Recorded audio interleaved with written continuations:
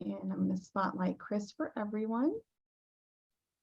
Okay, and Chris, go ahead. All right, hello, good afternoon. Welcome everyone to Broward Path October CLE on Behind the Scenes Guide to Mediation. I'm Chris Sanarello, I'm Broward Path Secretary, and we'd first just like to make a few announcements before we introduce our speaker. Firstly, we want to thank everyone that came to our October social and 45th anniversary pin distribution. It was at Off the Wall in Davie. We all had a really great time. We had food, drinks, we were throwing axes at targets. Ladies seem to have a natural talent for that. We really hope that we do more events like this. We all had a really great time. It's a really great opportunity to meet other local paralegals and to network. So also to any Broward Path members that are on the call, we will be mailing you your anniversary pins in the next coming weeks. We would like to wish everyone a happy Paralegal Day, which is October 23rd.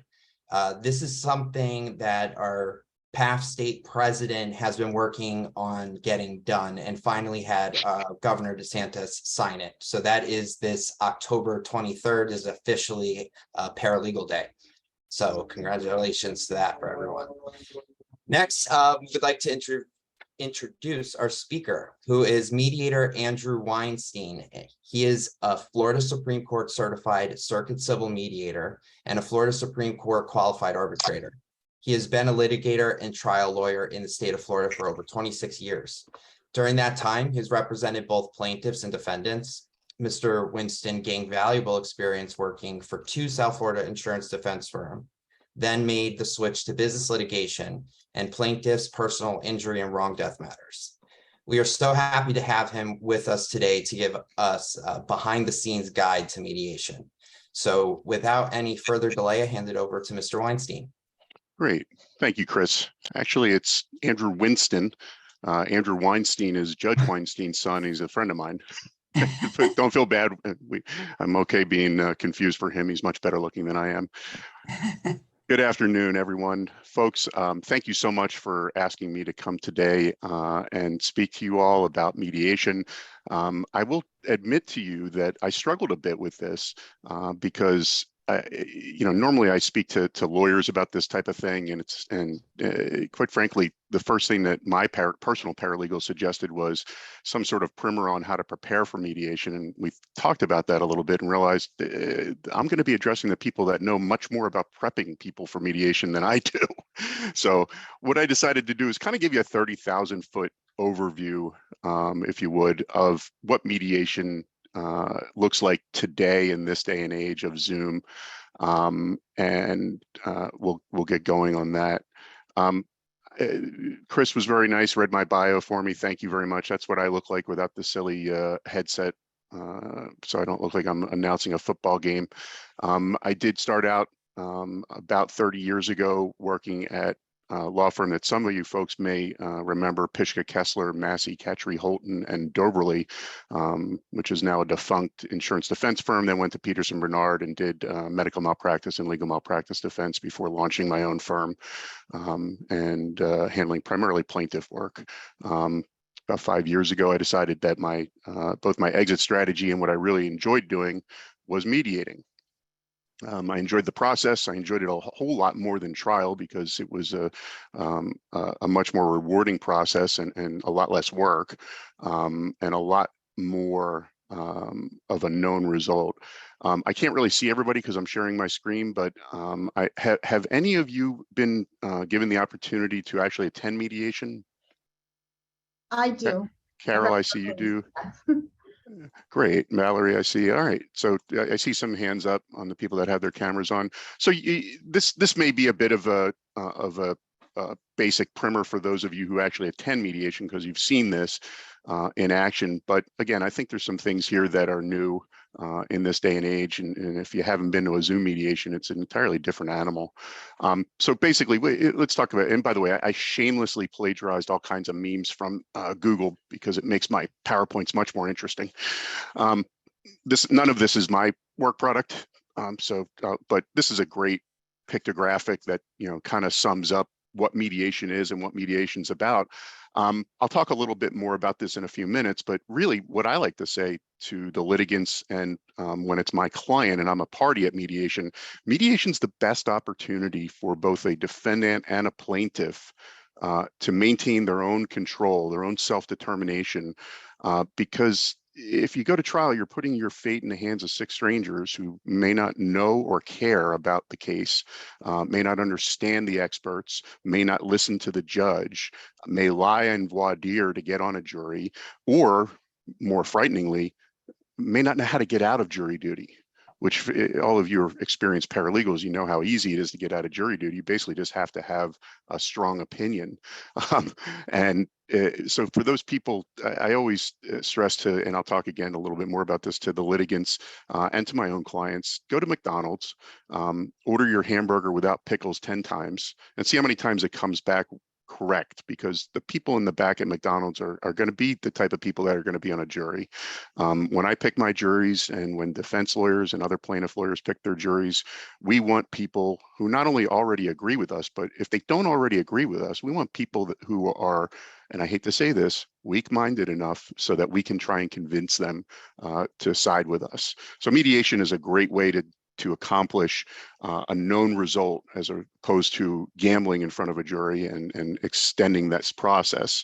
And we'll talk more about that also. I personally think that almost every litigation is amenable to being settled by mediation. Obviously, it requires that the parties compromise.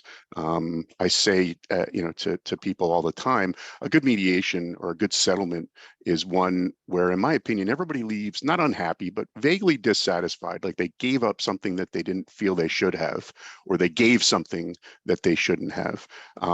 Again, that doesn't always happen, but when I get slight dissatisfaction from both sides, I feel like I've done a pretty good job as the mediator. A lot of people think mediation is about this. I thought this was perfect when I found it. It's not. My job as a mediator is as a neutral to intervene and assist the parties. It isn't to settle all their issues and make them best friends.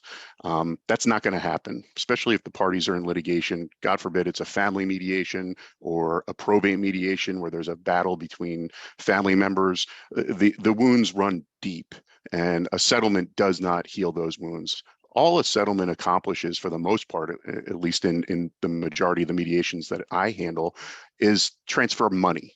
That's the only thing that our system, except for family law, is really set up for. It's about who gets the money.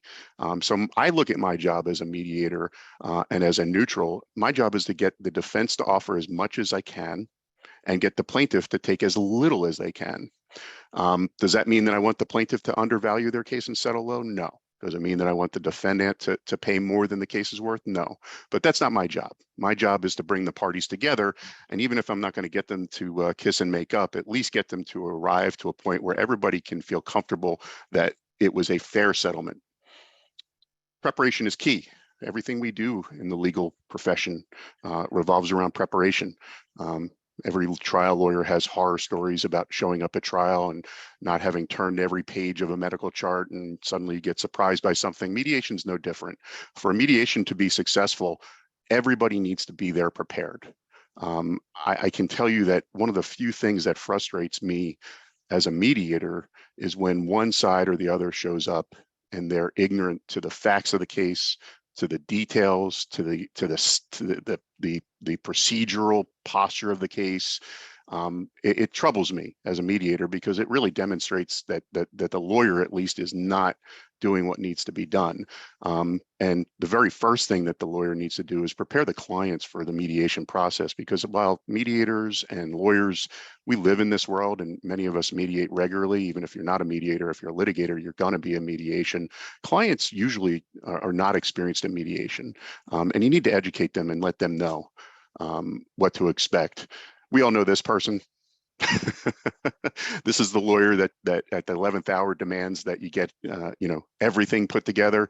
Truth of the matter is that it's got to start with the lawyer, and you all know that if a lawyer isn't mentally and physically preparing for mediation, they're not going to be ready. And it's a team effort. I have never gone to a mediation where I didn't work with my team to get ready for mediation. I've never had an associate or a paralegal or a legal assistant prep for mediation, hand me a package and send me off on my way. Because if I'm looking at that material for the first time in the morning of or the night before mediation, or even sitting there at mediation while my opponent is giving their opening, I'm just not ready to do this. And as a result, it's going to be an unsatisfying resolution. So what the participants should do, in my opinion, both as a participant and as a mediator, number one, as I said before, you must prepare the client, and this is up to the lawyer. I think that my paralegal sits in with me whenever I prepare my own clients. But I don't think this is something that anybody should leave to chance. It's not a 5-minute phone call between the lawyer and the client. It's not a form letter. It's sitting down with the client in advance, spending some time with them to explain the process. I like having my entire team present because, quite frankly, until I walk into mediation, I'm never fully prepared, and my team is there to help me with that. As paralegals, I think you guys, this is obviously your main goal in your profession, is prepare the lawyer. Make sure your lawyer has everything that he or she needs, even if they don't know that they need it. I will tell you, numbers in particular are critical. I don't know how many folks here are in the personal injury insurance defense world. Yeah, I know, Carol, you are. But and that's a lot of the mediations that I handle because of my background. But the same is true for business disputes. The numbers are really what these cases revolve around. Personal injury, sure, we have intangible damages, and that's usually what we argue over. But the first thing that defendants want to do is get their heads around the hard numbers, what we call the boardable numbers. What is the Medicare lien that we're going to be able to present to a jury? What are the out-of-pocket medical bills? What are the economic damages? Because those are not subject to a lot of debate. There may be some debate over those, but the worst thing in the world is when you show up at a mediation and you're a defendant and you ask the plaintiff lawyer who hasn't answered discovery and maybe really hasn't worked their file up very well, how much are the out-of-pocket medical bills, so that we know what the economics are. And they say, well, we don't know, but we think they're approximately X dollars. It makes it extraordinarily difficult for the mediator and for the defense lawyer and the defense insurance representative to get their heads wrapped around the actual damages if they don't have actual correct, accurate numbers. Make sure your lawyer has everything at her or his fingertips for mediation. I'm completely paperless in my office, so everything is on my tablet when I go to mediation as a litigant, as a mediator. These days, because we're on Zoom, everything is on my computer, and I can access it. But whatever system your office has, get with your team and decide how your lawyer is going to access the information that they're going to need at mediation. I think PowerPoints are great. Obviously, I use them myself at my own mediations. I appreciate them greatly when I'm a mediator because, quite frankly, although we'll talk a bit in a minute about what I do to prepare for mediation, the PowerPoint really presents it in a way that is easily digestible. Sometimes there's funny pictures in there, like I like to throw in to keep people's attention, but it's show and tell. And I don't mind telling you that listening to people talk without something visually to look at for 20 minutes is just a great way to have people tune out and stop listening. So the PowerPoints are good. Mediation summaries. There was a time when I did insurance defense where we would religiously do mediation summaries. It was easy because we would be doing one for the adjuster anyway, and we would just adapt that, remove anything privileged and work product, and send it to the mediator. And as a mediator, I appreciate receiving those, but they're not really critical at this point. Back in the day, there was no ability to access the docket online and get a feel for the procedural posture of the case or what the allegations were. And we really needed those mediation summaries. So while they're nice, oftentimes I think they're more of a billing exercise than anything else. And there's nothing wrong with that. You can't give a mediator too much information. And a good mediator is going to prepare on their own, and the summary just supplements what they're going to do. We like at Mediation Works to schedule pre-mediation conferences with the parties, with the lawyers. I encourage this. I don't insist on it. I make myself available, as do all our mediators, to the litigants counsel to talk briefly on the telephone. Sometimes there are just things that you don't want to put in writing, and there are things that the lawyer doesn't necessarily want to wait until they get to mediation. I had a mediation 2 weeks ago, for instance, that the plaintiff lawyer called me up and said, listen, my client has unrealistic expectations. I'm going to need you to play the heavy in the room with me. It was incredibly helpful information for me. And you know what? We got that case settled for a really good figure. And it makes a difference. I say try to be trial ready. Obviously, look, we're not, for the most part, we don't want to spend all the money and take all the expert depositions and get completely trial ready. But I will tell you that the folks that show up at mediation ready for trial and obviously ready for trial, plaintiffs have their exhibits ready, PowerPoints are helpful to demonstrate this. It makes an impact on the other side. If the other side senses that you have not done the work, or your team and your lawyer have not done the work to get ready for mediation, to get ready for trial, they're going to assume you're not ready for mediation, and they're not going to take you as seriously. I thought this was great. I mediated a case last week. It was a significant medical malpractice case. The plaintiff counsel had no idea what the boardable meds are. I mean, this is question number one in any personal injury related or insurance related mediation. What are the medical bills? What are the numbers that the plaintiff is going to be able to ask the jury for? Because those are the easy numbers for insurance companies to digest and put on an offer on them. And if you show up at mediation without that documentation, without that information, I'm telling you, the conversations in the other room are never good. So what do I do as a mediator? You know, when I first got certified, I used to think to myself, mediation is going to be great. I'm going to be like, you know, an internist that bounces from exam room to exam room, spends time with the patient, and then moves on and never has to think about that patient again until the next time they come in. I really, you know, as a trial lawyer, it's one of the things that is the most stress-inducing, and I'm sure you all experience this as paralegals, is that constant uncertainty of when things are going to either go to trial, when they're going to resolve. There's always something coming up. As a mediator, you know, there was this, I think for many years, this concept that here I am, tell me about your case and I'll help you do it. I think that is probably a deviation from the mediating standard of care. I think that the very least, the mediator needs to go before the mediation starts and look at the court docket. That information is now available. I think it's probably critical, because there's things in there that you can learn very quickly. Look, I can download the issue pleadings, the complaint, the answer, any dispositive motions. If there's a pending summary judgment motion, that's important to know. Motions in limine can be very informative for me. It really helps crystallize the parties' issues in my mind, and the parties' positions, any trial deadlines that are approaching. Incredibly, I'm mediating cases that are a week away from calendar call. I have no idea how these plaintiffs and defendants manage their files, but I just don't understand how you leave mediation for the very last minute after all the work has been done. But it happens, and it happens regularly. Part of that, I think, is because we're still backed up from COVID, and people are running around, and you all are experiencing, just like everybody else that litigates in this environment, the pressure to get everything to trial and resolved. I'll then, as I mentioned earlier, conference with the lawyers. I'll review any summaries or materials that are provided. And I think this is important. I always make sure that the lawyers have my cell number. And I encourage them, when I talk to them, to reach out to me, text me during mediation, call me if you want to speak privately with me during mediation. I mean, you can imagine, I'm sure, a plaintiff lawyer with a unrealistic plaintiff, and he's struggling or she's struggling in the room with her client, and the client just won't move off $1 million for this simple whiplash case.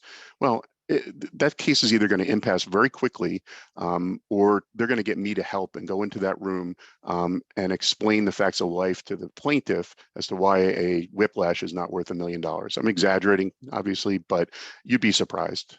Unrealistic expectations on both sides of the table are something that we mediators deal with every single day. So let's mediate. we're there, we show up figuratively.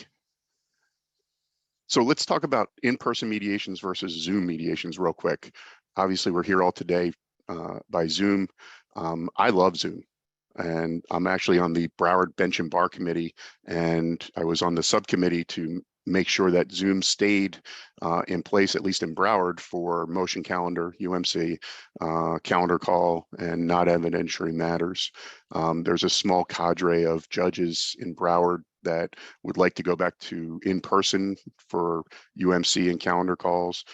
They are definitely in the minority, but and Judge Tudor, the chief judge, has already said that he's a big fan of Zoom. So I think Zoom is going to stay. Why is that significant with regard to mediation? Well, I'm going to tell you right now that my experience has been both as a litigator and as a mediator that mediation companies, not necessarily the mediators, mediation companies love Zoom because it's free. I mean, for all intents and purposes, we don't have to, we don't have to rent office space and multiple conference rooms to hold in-person mediations. In-person mediation has not gone away. I've had 2 in the last month. One was last week at a local insurance defense firm, and I'm glad that the mediation was in person because it was a completely different dynamic, and I had forgotten what that dynamic is like. Zoom mediation is great. I do think it's effective. I think it's good that that you can move quickly from room to room. I think it's a very convenient and economic way of handling mediation. Mediations generally would be, the lawyers and the parties would have to travel to the mediator's office, and even a half-a-day mediation, for the most part, the rest of your day was lost. You may have had a little bit of time by the time you got back to the office to sign mail and read emails and this type of thing. But Zoom, you can, 5 minutes before you open your Zoom up and jump on, do your mediation, and a lot of lawyers I can see are responding to emails while they're in mediation. There's a lot of multitasking going on. The difference to me between the in-person and Zoom is that this should come as no surprise, there's an easier personal connection to be made in an in-person mediation, and people are more inclined, I'm talking the participants, the litigants rather, they're more involved and engaged in person. Sure, they may be sitting at the conference room table looking at their phone, but when I walk into the room, the phones go down and they pay attention to what I'm talking about. I can tell you that the number of times cameras go off on Zoom mediations, all of a sudden I'm seeing a view of the ceiling fan, for the rep from the insurance adjuster. It's a little less effective than in-person mediation. And I think we're going to arrive probably in the not too distant future at a time when we're going to have to move back, at least in part, to in-person mediation because people are going to demand it, especially for significant matters. The final thing I'll tell you, that as a mediator, Zoom moves too quickly sometimes.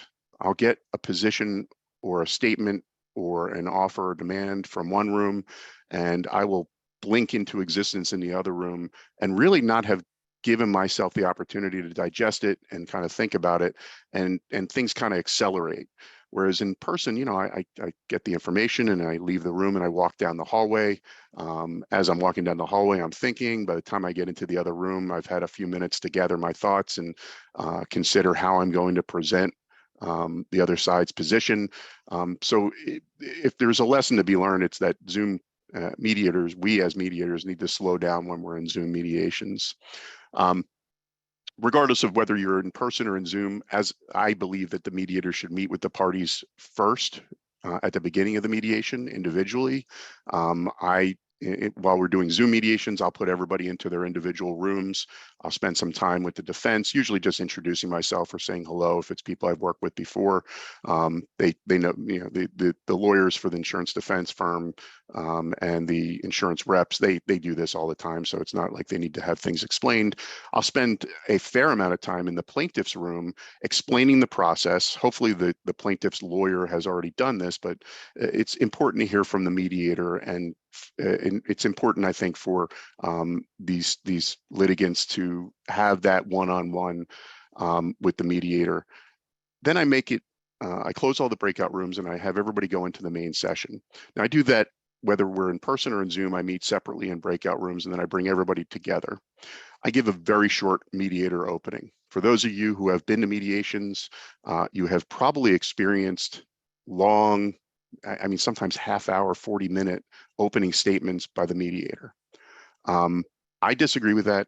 As a party, I always resented it. I'm paying for that time. I don't need to sit there, and I have no desire to listen to how experienced the mediator is or how wonderful they are, how many thousands of cases they've mediated or where they were a judge.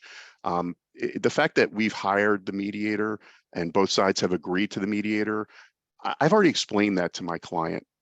And the client, if we're at mediation, the client by that point should have trust in my decision-making ability as far as picking a mediator, a neutral is concerned.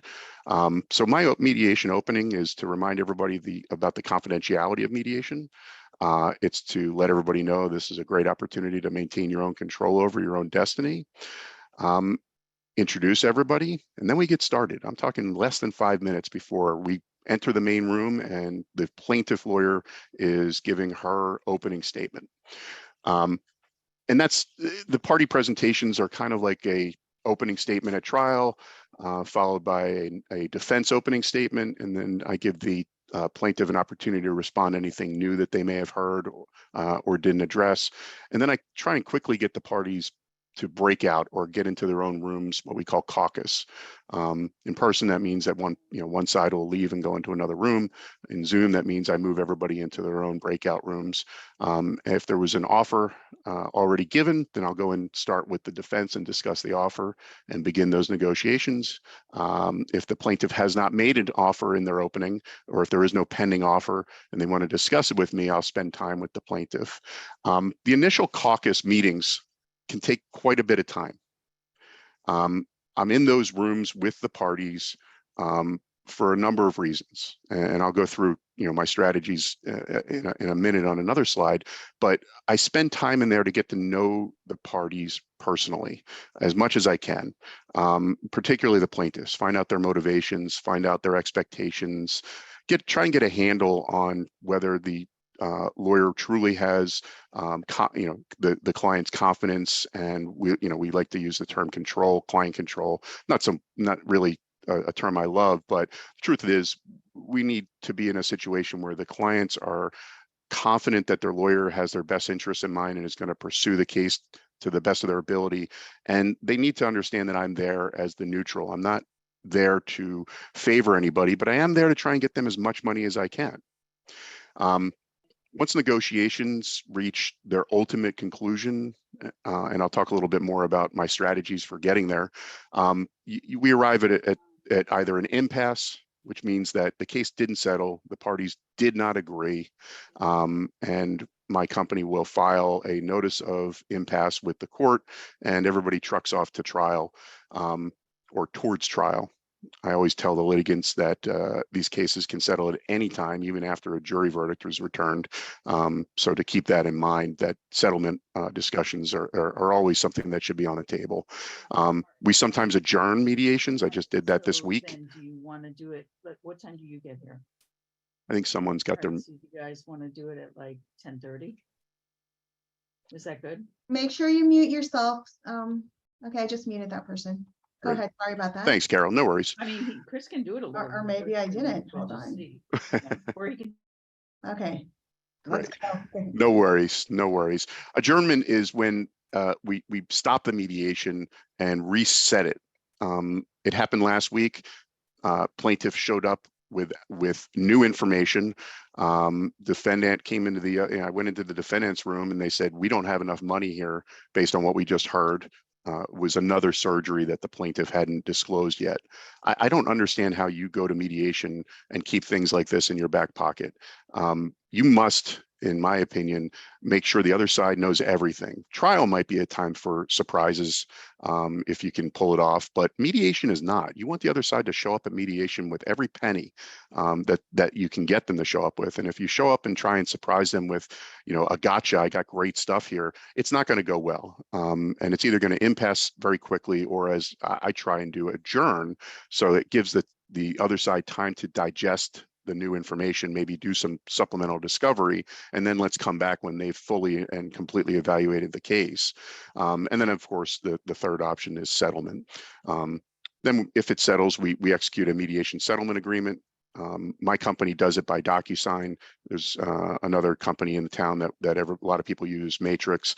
My experience is they'll circulate an email and with the basic agreement and have everybody reply they agree. I prefer to have everyone leave mediation with an actual signed document that they have, as opposed to an email chain. So we do a mediation settlement agreement that we circulate by DocuSign. It's before everybody leaves the Zoom room, it's signed, just like before you leave the mediation room in person, everybody walks out with a copy of a signed agreement. The last type of situation is becoming fairly popular right now, particularly, at least in my experience, in Broward, because we have a number of judges who are, Florida, by the way, has a non-binding arbitration program.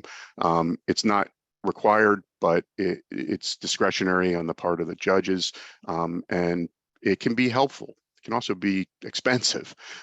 So lawyers don't love non-binding arbitration. As a plaintiff lawyer, I don't love arbitration of any sort, but non-binding arbitration as an arbitrator can be helpful.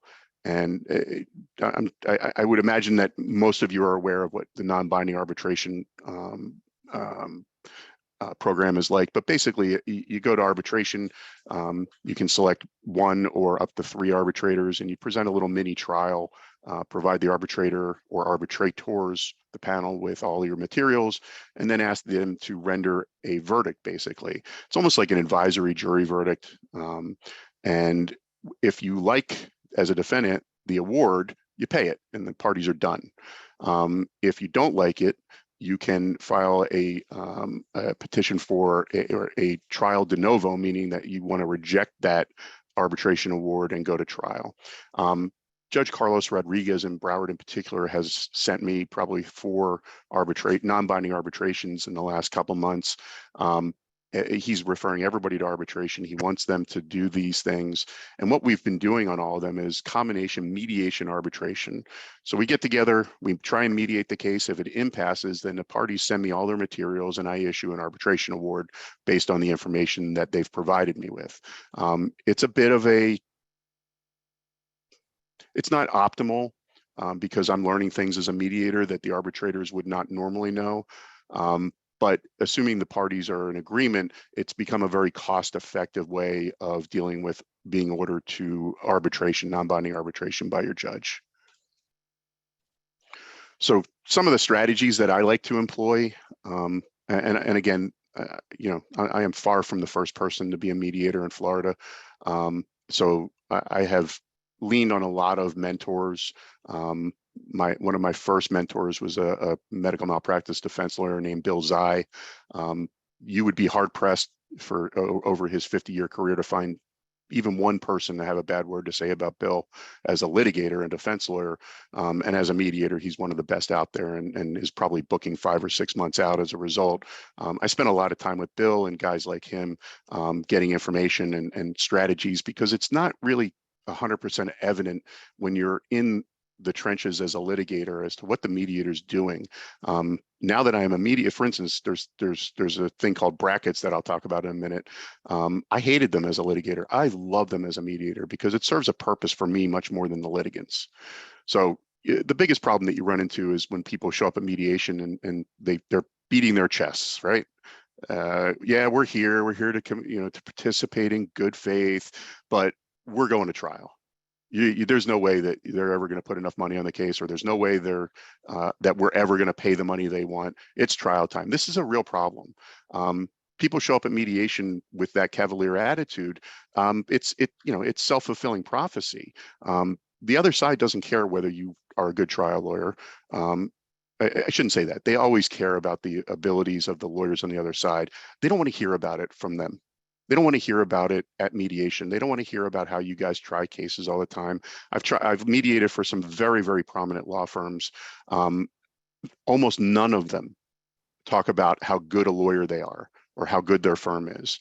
I hear a lot of chest beating from smaller solo practitioners who are good lawyers and who do try a lot of cases, but it's almost like they feel they have to make up for it. Now, everybody knows who they're litigating against by the time they get to mediation. one of the things that a mediator also has to deal with, and this is really what is frustrating, is the parties always think that their position is correct. Look, if you show up in a mediation, or if I show up, excuse me, at a mediation where the plaintiff was rear-ended by a DUI defendant and is a quadriplegic, there is no disagreement over anything in that case. The only thing is, what's the number going to be paid here, right? But if there's, short of something that clear cut, the parties will not agree on some of the most basic things. Some of it is perspective, as this picture kind of demonstrates. To the guy on the left, it looks like a 6. To the guy on the right, it looks like a 9.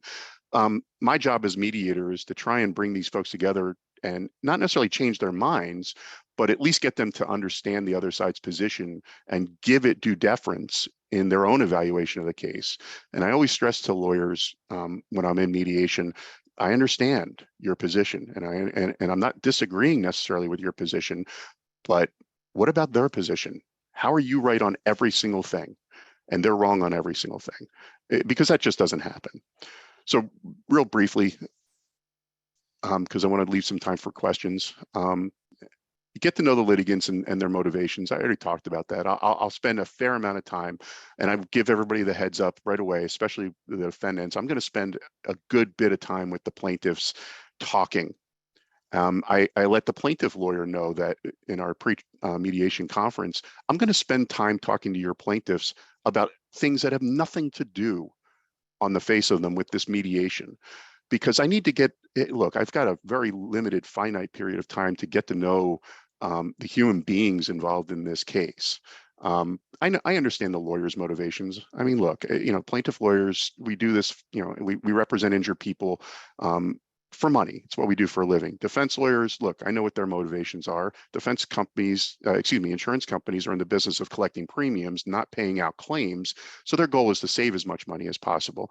Those motivations are easy, but many times I'll find that the plaintiffs or the defendant, if they're individuals, if it's a business dispute, it's not necessarily insurance related, they have completely different ideas of what's really important. It's not always the money that's important.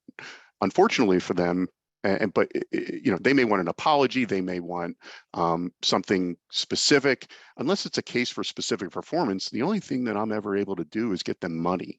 So I really need to understand motivations, what their real issues are. Sometimes they hate the defendant for whatever reason, and no amount of money in their mind is ever going to make this worthwhile. Those things are helpful. I need to know them so that I can communicate properly with them. I mentioned earlier, I communicate privately with the lawyers. During mediation, I text with lawyers. There's nothing wrong with it. I'm not texting anything that I wouldn't want their clients to see, but I text things like, hey, call me and let me know if you need me to talk to your clients about XYZ, or if you need me to push on your adjuster. I offer suggestions. A lot of mediators are hesitant to do that.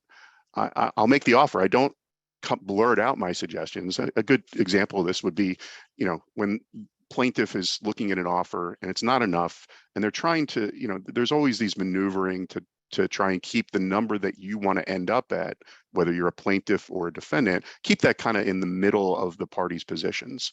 Well, that can become problematic, and depending on who's in the other room, depending on who's making the financial decisions, there may be a better way to do it, based on information that I'm privy to that the plaintiff or the defendant may not be. So I'll suggest to them, would you like a mediator's number? Would you like me to give you some input? I don't just blurt it out, because a lot of times the plaintiff lawyer or the defense lawyer has their own strategy in mind, and they want to stick to their game plan. Great. And if that's the case, I step back out and let them tell me what the numbers are. But if I see them struggling with the analysis, I will make the offer. Open-ended questions only. One of my favorite open-ended questions is, how are you going to deal with XYZ at trial? For instance, to the defense lawyer, how are you going to deal with a $150,000 Medicare lien at trial, right? Or to the plaintiff lawyer, how are you going to handle that motion for summary judgment on vicarious liability, or whatever the cases are? Because it starts conversations and it starts people thinking. A lot of times lawyers, especially younger or more inexperienced lawyers, will argue with the mediator. I make it very clear at the beginning of this that while I may ask questions, think of me more as the type of questions a law professor would ask rather than your opponent would ask, because I'm trying to get you to come up with rational, viable arguments for me to bring into the other room to get them to do what you want them to do. Help me help you is essentially the word of the day for mediation. A lot of times you'll get unsophisticated plaintiffs, in particular, less so in the defense room. And again, I'm talking about insurance related cases. Business disputes are different. You're generally dealing with more sophisticated individuals on both sides, and they understand the economics because, quite frankly, they're paying out of their pockets. Particularly plaintiffs in personal injury and insurance related cases, the economics of going to trial are irrelevant to them in their mind, because plaintiff lawyers work on a contingent fee basis, which is wonderful. It gives plaintiffs who might otherwise not be able to afford to pay hundreds of dollars an hour to a lawyer at Stewart Tillman, it does give them the ability to hire extremely talented high-level lawyers, but that comes with a cost. If you go to trial, you're going to spend, and I always tell people this, I go, look, if you got $100,000 on the case, and you don't want to spend $100,000 to get $100,000. So keep that in mind, that trial is expensive, experts are expensive, depositions are expensive. Mediation is a very economic way of saving money and hopefully putting more money into the client's pocket than they would if they went to trial and got a similar verdict. The uncertainty of trial is also something. I mentioned that earlier. You got 6 strangers on a jury that don't understand what they're doing and can't figure out how to get out of jury duty. They're the ones making that decision for you. If you make a decision at mediation, you know it. It's a known result. I used to tell clients, although I stopped doing it, I used to tell clients, I'd rather see you take the settlement money I'm going to get you and go to the Hard Rock and gamble it than go to trial, because your chances of winning at trial are no better than winning at the Hard Rock. I stopped doing that because I actually had a client go to the Hard Rock and lose about $10,000. Excuse me. I like to try and gently point out the weaknesses and strengths of the respective cases.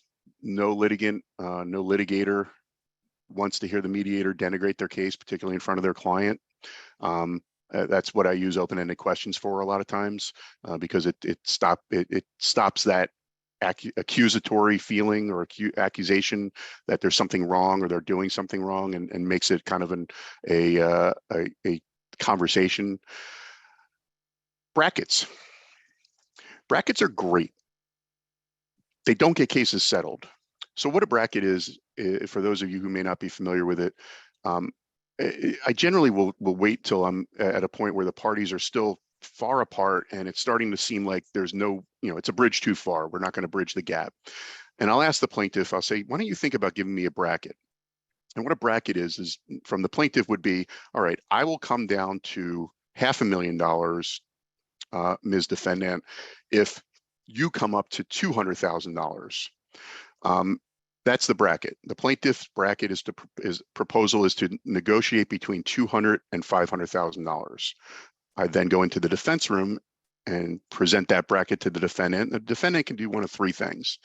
They can reject the bracket altogether and go back to a regular number and say, no, here's our number. I'm sorry, one of 2 things. Or they can counter propose their own bracket, which I encourage. So in that situation, the defendant may come back and say, okay, we've counter proposed a bracket. We will go up to 150 if you come down to 250. Telegraphing, and not so subtly, that the defendant wants to negotiate somewhere between $150,000 and $250,000. We have some overlap there.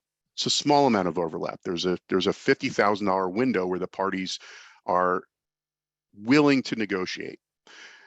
What it does is, at that point, the parties are obviously not accepting each other's brackets. We go back to regular numbers, but the parties now have a good idea of what the other side is willing to pay. They're willing to pay something in that range, or they're willing to accept something in that range. So it allows the mediator to kind of get a handle on it, because listen, not everybody wants to tell the mediator. Matter of fact, very few people want to tell the mediator how much money they want to settle for, or how much money they brought with them to settle. And the brackets will give the mediator an idea of what kind of work needs to be done in what room. I'm kind of oversimplifying it because we're short on time here today, but the whole concept of using brackets at mediation could be a seminar in and of itself. There's a number of different ways to use them, but it invariably gets parties thinking outside their own little world, their own little range, and start looking at what the other side is thinking and doing. And it kind of it opens eyes a lot of times, and many times after the bracket exchange is abandoned and we go back to regular numbers, the parties have much more clarity and much more confidence in their moves because they now have some idea. Obviously, they can't take it to the bank, literally or figuratively, but they have a little insight into what the other side is thinking, and that puts people at ease. I always make sure I let the parties know, usually when things start to feel like they're slowing down and the parties are getting discouraged, say, listen, I'm going to stay here as long as you need me to. I don't want to waste your time or your money, but if you need me to stay here till 10 o'clock tonight, I'm going to do that. I also say, and you'll see in the bottom thing there, I stay on as mediator on your case, no charge, unless we formally reconvene until the case concludes. I daily, almost daily, weekly, I should say, field phone calls and emails and texts from lawyers saying, hey, we just won XYZ motion, go and bring this new offer to the defendant. And cases settle after that, after they impasse at mediation in this fashion. I've actually been contacted months and months later to the point where I had to look up my notes because I didn't remember the mediation recently, and we did get the case settled. And it wasn't, and not for much more than we were at mediation. So the door, in my opinion, never shuts on settling a case. I've settled cases as a litigant in the courtroom with a jury verdict in my hand, and we've settled the case right then and there for a compromised amount. And it's important, I think, because a lot of people, particularly unsophisticated clients, think that if you don't settle at mediation, that's it, you're done, you're going to trial, and it's the march of death. Finally, I suggest things to sweeten the pot a little bit. Sometimes there are non-economic things that the plaintiff wants: apologies. Most often, institutional defendants won't consider apologies. Occasionally, I can get apologies. Occasionally, I can get the defense to agree to pay the mediation fee, which is really a small amount, but for some reason, it seems to go so far with the plaintiffs. This is our number. We'll take this, but only if they agree to pay your fee. My fee might be, the plaintiff's side portion of my fee could be $1,000, and all of a sudden that's the make or break on the case. So I do try and talk to the parties about being creative. All we can ever get from a jury is money, but at mediation we can get a little creative and give up things or provide things that we might normally not be able to. I love this one, and it's true. If I'm in trial as a litigant, I'm not making money. So it not only costs less in terms of actual money out of the client pocket, it costs less in terms of the lawyer's time. Now, I know this doesn't necessarily apply if you're billing by the hour, but there's a risk involved here. There is no lawyer that I know of that I mediate for that doesn't have plenty of work to do. And if a case settles at mediation, that's wonderful because I get to go work on the other cases that I have. And so in terms of the cost of mediation, I don't know where this statistic came from. I just like the picture, but let's say that mediation does cost 10 times less than litigation and trying a case. It's something that I really focus on with the litigants, that look, you're dealing with a situation here that you're going to start spending money after mediation to get ready for trial, whether or not it's a small case or a big case. You got to spend money. So now's your opportunity to stop that bleeding.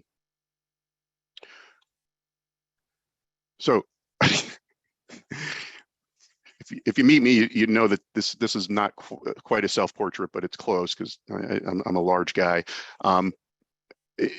I feel this way.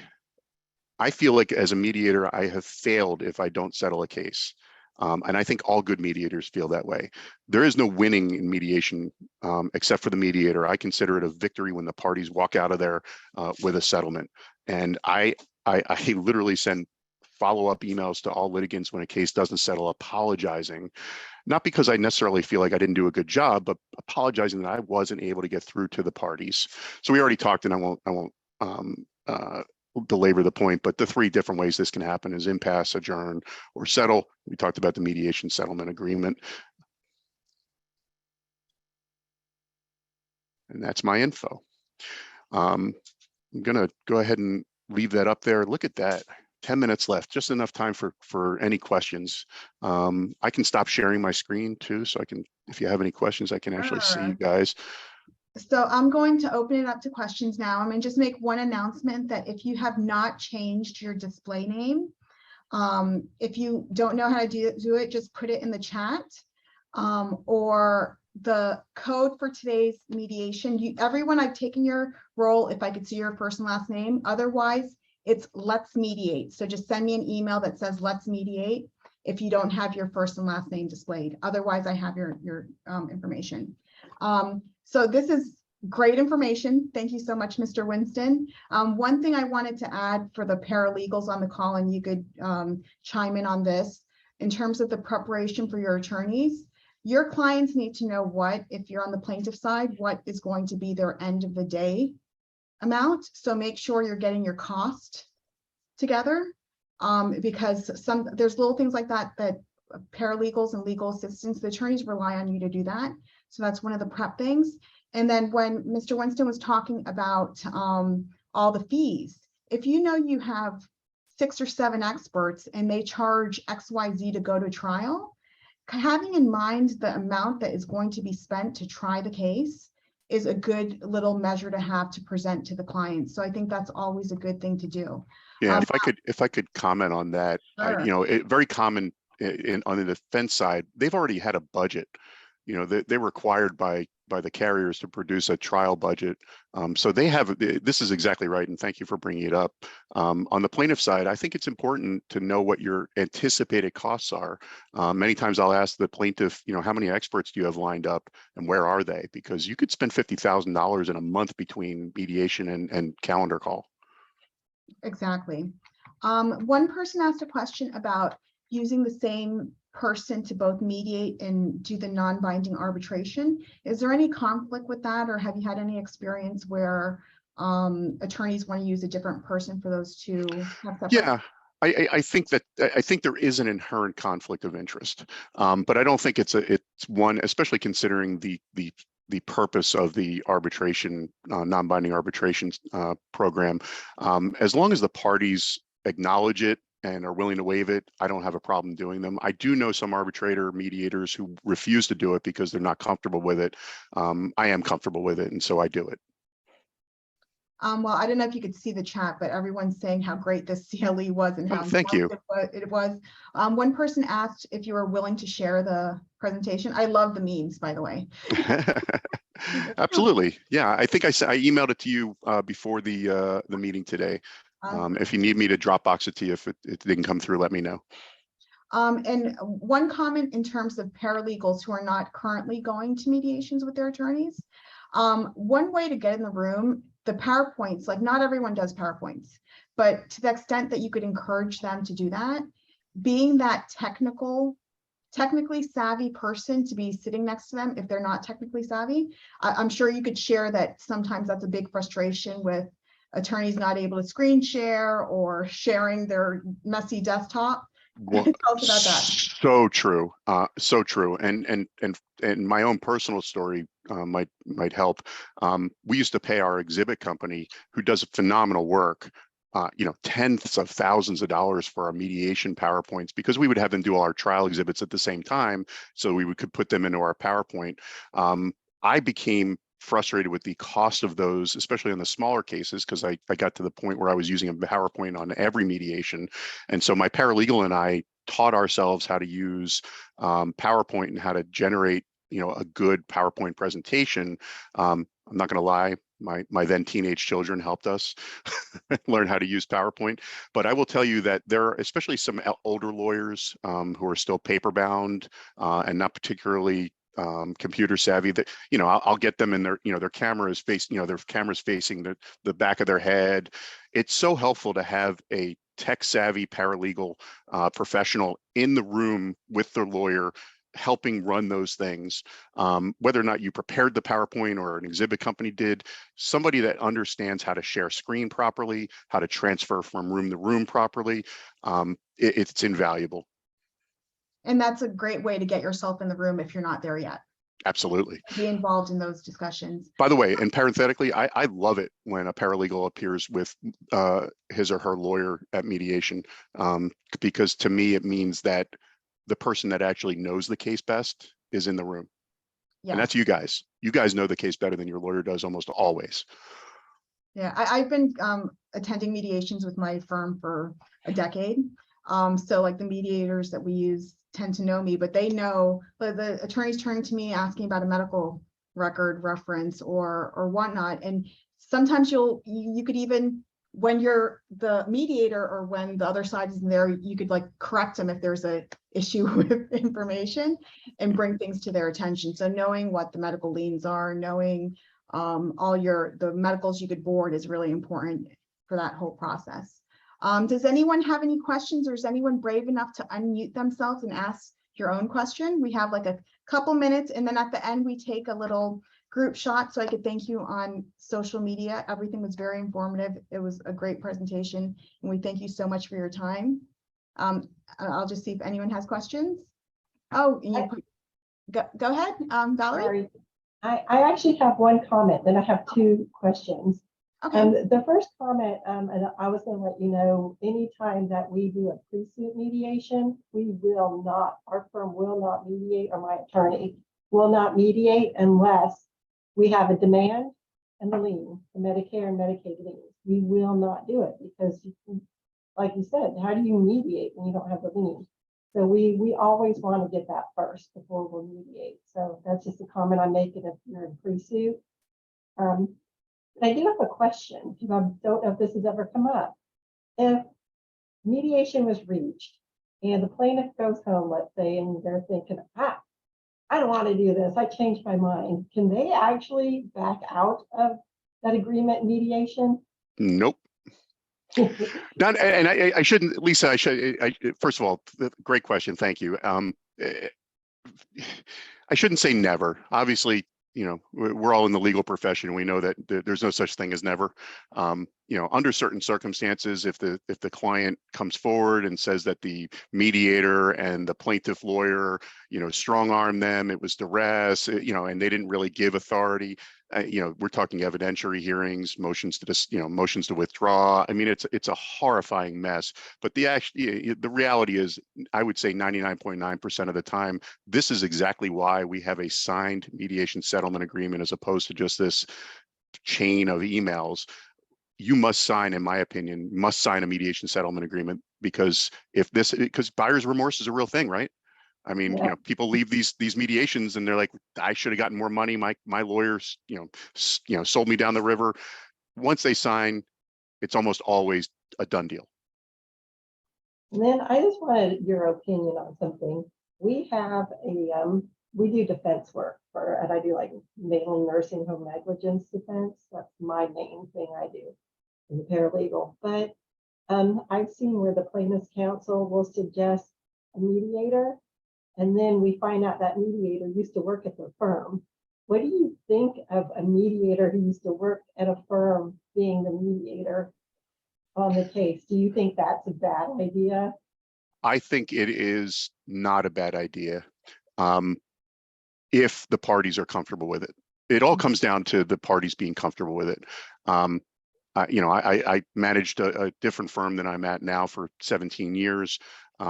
If one of those guys wanted me to be their mediator, I would expect them to, first of all, I would expect them to let the other side know that this is a former partner of ours. But the first thing I would do is contact the other side and say, I want to let you know I have a potential conflict. If you're not comfortable with it, I completely understand. Remember, at this point, the mediation process, I'm not making anybody do anything, right? So it's not as if I'm a judge and I'm making decisions. I'm trying to help. so I'm going to be trying to help the plaintiff regardless of whether I have a relationship with their lawyer, was a prior member of the firm. I'm going to try to help the insurance company. My job is truly as a neutral. There's really isn't, in my opinion, such a thing as a one-sided mediator. There are mediators that are more defense-oriented and plaintiff-oriented, but at the end of the day, I use defense lawyers as my mediators all the time in my own personal cases. Okay, thank you. You're welcome. I Thank enjoyed you. the presentation. It's really good. Thank you, Lisa. Okay, so if everyone could turn on their cameras, if you have a camera. I know a lot of people don't have cameras, so we're gonna have to raffle off a camera one of these days, but if you have a camera, turn it on. And we're gonna do one screenshot with everyone and a big smile. Okay, let's give everyone ready. And then stay on the screen because I'm gonna go to the second screen. Oh wait, I have to paste first. I've done that before. Okay, second screen, smile. Hi, Denise, how are you? Okay, and I'm gonna go to the last screen and Monica's there too, hey. This is also another way to get rolled just in case. I take it like multiple times, but thank you everyone. Thank you so much, Mr. Winston. This was a wealth of information. If anyone has not been to mediation, I highly recommend it because it's actually interesting, fun. It's kind of like a mini trial in terms of if your firm does a nice presentation, lays everything out there, and it preps you as a paralegal. So thank you so much. Thank you, Asha, for your work on getting Paralegal Day official, which is October 23rd. So happy Paralegal Day to all the paralegals on the call. Your work is tremendous, and I'm sure your firms appreciate you. If they don't, we do. So Thank you, Mr. Winston. Thank you so much, everyone. It was great. Bye. And I'll send the CLEs within 5 days. Okay. Okay, thank you. Have a nice weekend. Everyone have a great day. Take care, everyone. See you next time. Bye-bye.